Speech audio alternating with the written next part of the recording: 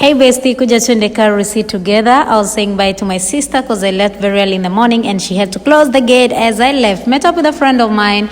Guess who was late? Me as usual. Like the first bus left us, so we had to pick the second one. We left Bujumbura around 8 a.m.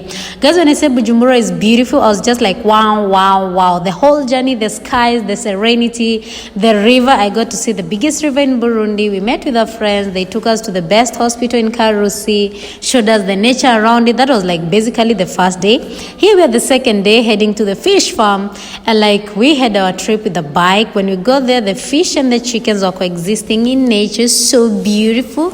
We decided to do some exercise. You know, when we see those things on the Instagram. And let me tell you guys, the nature around here was just so real, quiet, and you know, the reflection of the skies in the water. Don't mind me just climbing up there, and I don't feel like this voiceover is working. Some dandelions here and there. Me just being me, yapping and doing my thing. I can't really tell what I was saying here, but I'm pretty sure it was about how that place is beautiful because it had just such a healing aura in it. Whew, guys, if I tell you I didn't feel like leaving this place, but hunger that was in me could never let me stay here for 3 hours. But like, you know, the wind blowing, the birds chirping, the reflection of the skies in the water, the fish swimming around, it was just so wow, wow, wow. I think in this trip, I got to enjoy the most about the farm, being in this place exactly.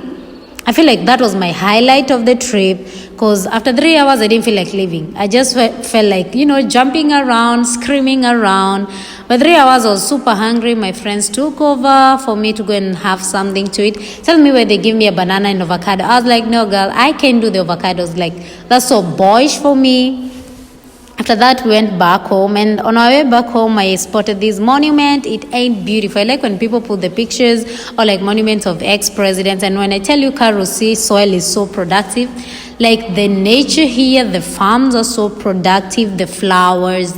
Like you could just decide to have a hobby of just picking random flowers. The next day, we were going to the waterfall. We met some boys who are leading their herd to, you know, to go and feed. We just disturbed these boys from the start to the end. Hi guys, when they say how you got there, like, you know, the view versus how you got there, these guys made us leave the house at 6. By the 7:30 we were there. Our pants were wet, our shoes were wet, but let me tell you something, we were happy to be there. Although it was chilling, me and my bracelet be saying we go to Karusi, and they lied. This thing was super duper cold, and like the water hitting you from 10 meters away. It felt like some massage for your shoulders. But no one told me the next day I was feeling a little bit sick. He had a good time just being sprayed. Don't mind me going under there with my full clothes. You know, I can just live to regret my life. These shoes were evidence that we had a good time. We came conquered and had a beautiful time. Bye.